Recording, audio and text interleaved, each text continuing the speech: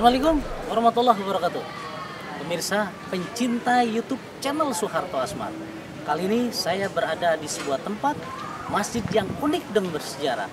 Masjid Gede Kauman yang berletak di Keraton Yogyakarta.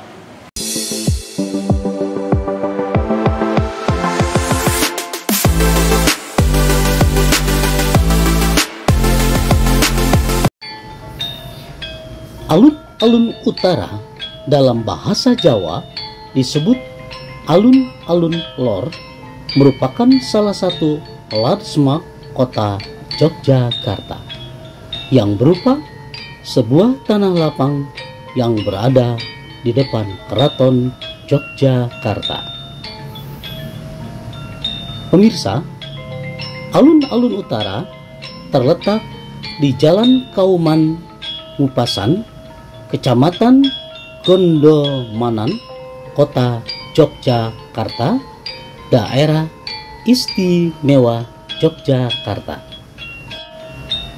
Pemirsa, di sebelah utara alun-alun lor berdiri bangunan megah bersejarah. Namanya Masjid Gede Keraton Yogyakarta. Masjid yang terletak di barat alun-alun utara dan barat daya Pasar Beringharjo berdekatan dengan Keraton Yogyakarta yang identik dengan konsep tata ruang di pusat pemerintahan Jawa. Pemirsa, dalam konsep tata ruang kota ini, masjid ditempatkan di dekat pusat pemerintahan dan ekonomi.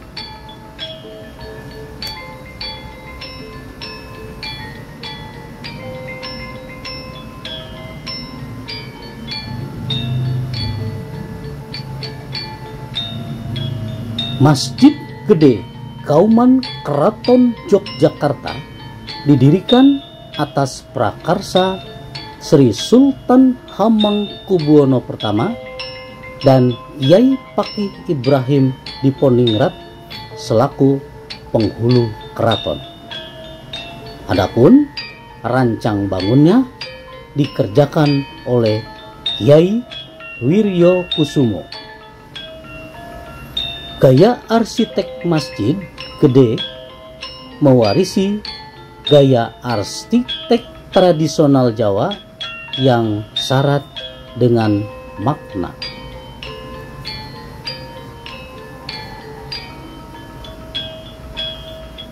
Pemirsa, sejarah Masjid Gede Kauman terkait erat dengan konteks kebudayaan Jawa dan Islam.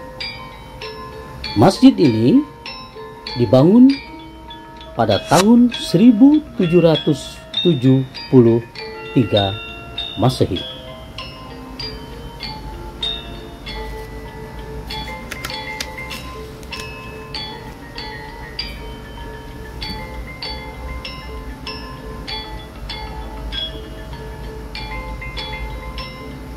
Dari sisi arsitekturnya, bangunan Masjid Gede Kauman Keraton Yogyakarta ini terdiri dari bangunan utama yang disebut dengan liwan, serambi, dan emperan, sedangkan sisi tata ruang masjid terdiri ruang luar dan ruang dalam.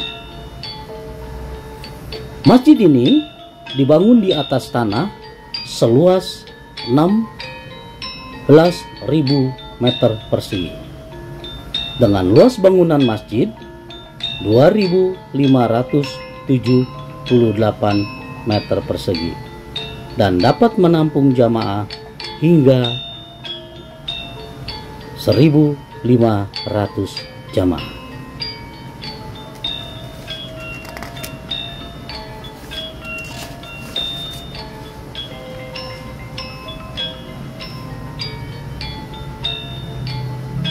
Pemirsa, gerbang masuk menuju masjid ini memiliki bentuk semar tinandu. Gerbang ini dinamakan gapura yang diambil dari bahasa Arab yang artinya pengampunan atas dosa. Ketika memasuki area masjid, kita akan masuk ke dalam area serambi masjid yang bisa digunakan untuk tempat berkumpul.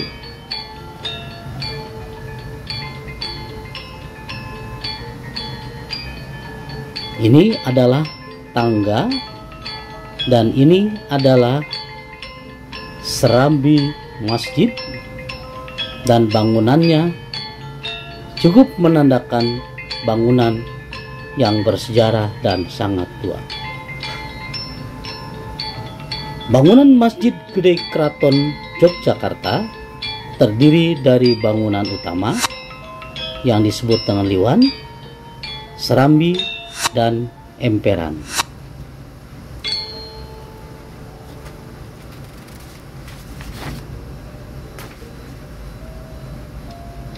Liwan berbentuk persegi berukuran 30 kali 30 meter persegi, terdiri dari 4 sokok guru setinggi 5 meter.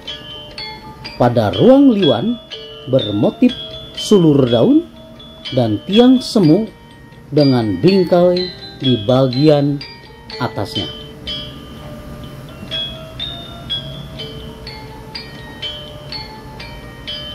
Liwan dan serambi dihubungkan dengan 5 pintu tempat sholat putri atau pawastren dan bangsal sebelah utara. Pemirsa, di sebelah kiri kanan pintu tengah terdapat ornamen huruf Jawa dan huruf berbahasa Arab. Nah, ini adalah ornamen yang berbahasa Jawa, dan di sebelahnya pintu besar ini ada ornamen yang bertuliskan bahasa Arab. Pemirsa, mari kita lihat dalamnya Masjid Gede Kauman Keraton Yogyakarta.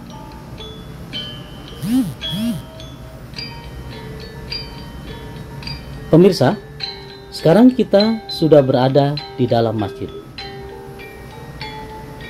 Ini kita melihat gaya arsiteknya yang sangat kental dengan nuansa Jawa, memberikan kesan di dalam ruangan masjid ini ada satu ketenangan. Lampu-lampunya pun ada lampu-lampu kuno yang bergantung di atas masjid. Pemirsa, ruangan masjid yang begitu luas dan dapat menampung 1.500 jamaah sangat memberikan satu kenyamanan dan kesejukan bagi para jamaah yang hadir untuk melaksanakan ibadah. Pemirsa, rantainya yang terbuat dari marmer dan sekaligus menandakan satu pertanda bahwa masjid ini punya nilai yang sangat tinggi. Atap dari masjid ini memiliki pola 3 susun, memiliki makna dari bawah, hakikat, syariat, dan ma'rifat.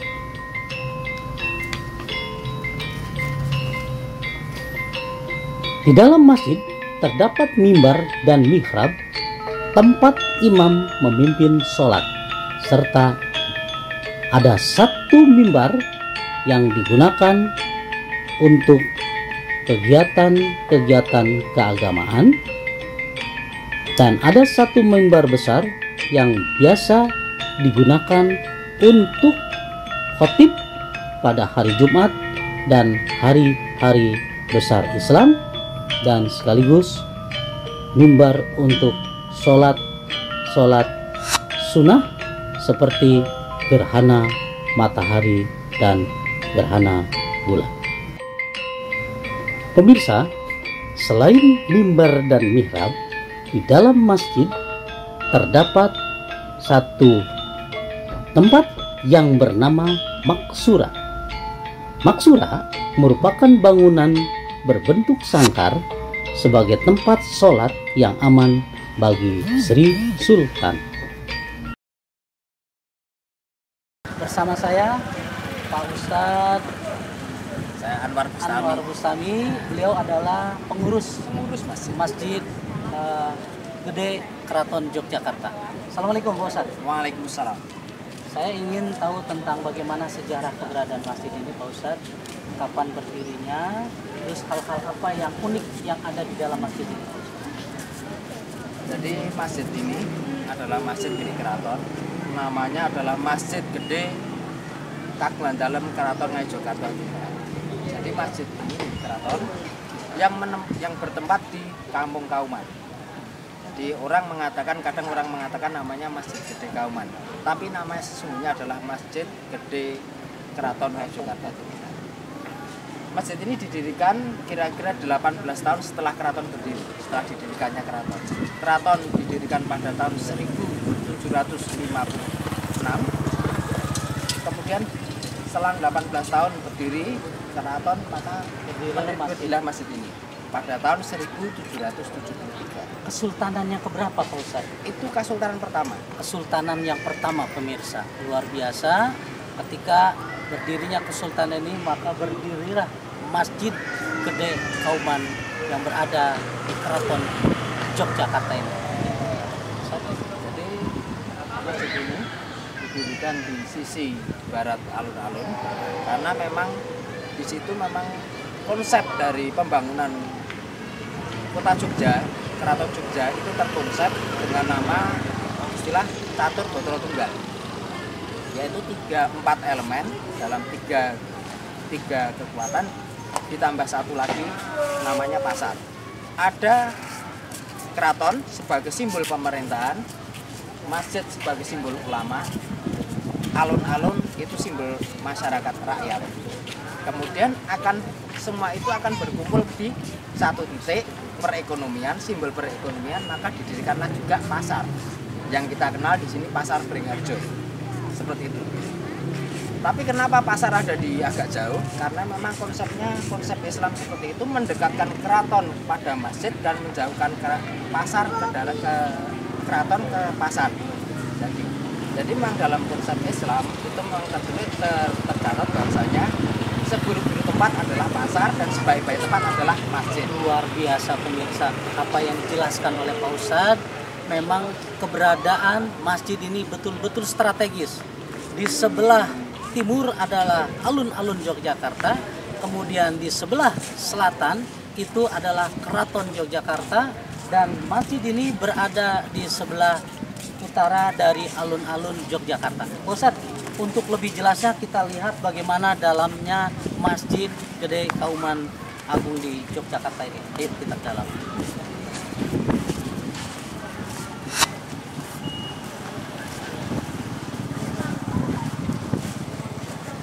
Ustadz, kita sekarang sudah berada di pintu masuk dalamnya Masjid Gede Kauman Yogyakarta.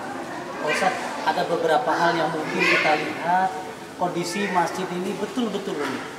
Dari mulai bangunannya yang dibangun pada tahun 1773 pada Kesultanan pertama, ya. Nah, ini gedungnya ini sudah cukup tua, kemudian kayu-kayunya unik sekali, banyak corak yang bisa disampaikan, Pak Ustaz. Jadi gini, di masjid ini hampir semua berkelipatan 3, termasuk ruangan-ruangannya. Ada di satu halaman, kemudian di sini ada serambi yang saat ini kita berdiri. Kemudian yang di dalam ini adalah ruang utama. Di halaman sana itu di situ akan tumbuh beberapa tumbuhan yang wajib untuk ditanam di depan ini, masjid ini. Itu nama ada pohon sawo kecil atau yang bermakna sarwa becik atau niat baik. Orang ke masjid dengan niat baik. Kemudian Serambi ini sebagai ruang dunia, karena itu gemerlap. Di sini ada 5 warna, ada hitam, hijau, kemudian ada kuning, ada emas, ada merah. Menandakan bahwasanya hidup di dunia ini mempunyai kewajiban 5 waktu sholat. Pemirsa, ini adalah salah satu tiang yang berada di masjid. Pak Ustadz, ini bisa dijelaskan dari mana? Kemudian bahannya seperti apa, dari kayu apa, kok sampai unik seperti ini, Pak Ustadz? Jadi ini tiang ini terbuat dari kayu jati. Ini sebenarnya tiang itu lambang satu ukiran ini namanya Putri Mirong. Bahwasanya Putri Mirong, putri yang mempunyai rasa malu, bahwasanya menandakan bahwasanya fondasi di dunia itu dipegang teguh, dikuati oleh seorang wanita yang mempunyai rasa malu. Menilik dari sejarah bahwasanya hancurnya suatu kaum itu diawali dari hilangnya rasa malu para kaum wanita. Maka ini diberi nama Putri Mirong, putri yang mempunyai rasa malu. Putri yang mempunyai rasa malu. Ya. Berarti ada beberapa tiang punya makna sendiri dan punya nama sendiri. Betul, Pak Ustadz? Ukirannya ini semua di Serambi ini Putri Mirong. Ukirannya ya, yang punya makna ada rasa malu ya. Nah, Pak Ustadz, ini ada tulisan Arab. Di sana ada tulisan Arab. Nah, dan ini ada tulisan Jawa. Apa ini maknanya nih, Pak Ustadz? Ini adalah prasasti berdirinya masjid. Di sini tertulis Gapura terus Winayan Japura. Itu menandakan itu adalah sengkalan penaunan dengan bahasa Jawa. Kita akan ketemu namanya 1699 tahun Jawa. Sedangkan ini sepasang dengan yang di sana. Di sana tertulis 118 Hijriah di sini. Ya, di sini. Ini tertulis ini tulisan jelas ya. Secara jelas ini tertulis bahwa 1188 Hijriah. Jadi ini prasasti dengan bahasa Arab. Yang di sana dengan bahasa Jawa. Baik. Jadi artinya ini sama ya? Sama. Karena ini bahasa Arab dan di sana adalah bahasa Jawa. Baik pemirsa, kita lihat keunikan apa yang ada di dalam masjid ini.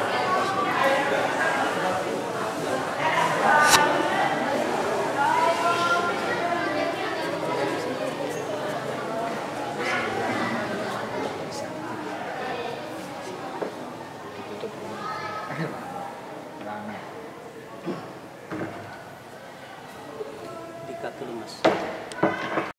Oke, Pak Ustadz, kita sekarang sudah berada di dalam masjid yang sangat megah. Masjid Agung, Masjid Kauman, Masjid Gede, Keraton Yogyakarta. Begitu indahnya, kayu-kayunya juga, kayu-kayu yang betul-betul mencerminkan keunikan dan tuanya bangunan ini. Pak Ustadz, ini ada keramik. Ini pasti keramik yang luar biasa.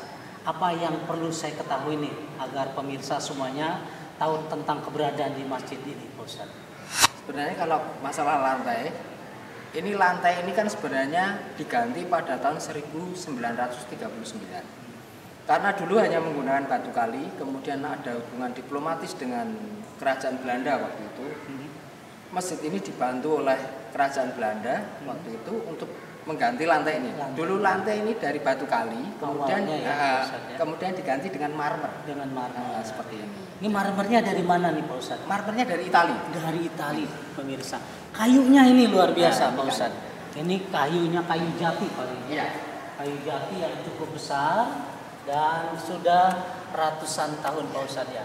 Hal lain apa yang bisa disampaikan dengan kayu-kayu ini, Pak Ustadz? Jadi kayu ini sebenarnya sudah sebelum dibangun pernah diteliti oleh arkeolog bahwasanya kayu ini sebelum ditebang usianya sudah 250 sebelum tahun. Ditebang. Iya. Jadi usia tubuh kayu ini 250 tahun dengan tanpa sambungan sampai ke atas sekitar 28 meter. Ini ada berapa tiang nih, Pak Ustadz? Seluruhnya ada 36 tiang. 36 tiang. Apa maknanya itu? Sebenarnya bukan 36-nya, tapi 6 dilihat dari belakang ke depan adalah 6, dari samping juga 6. Oke. 6 itu 6 adalah angka keramat ya. Angka rukun iman.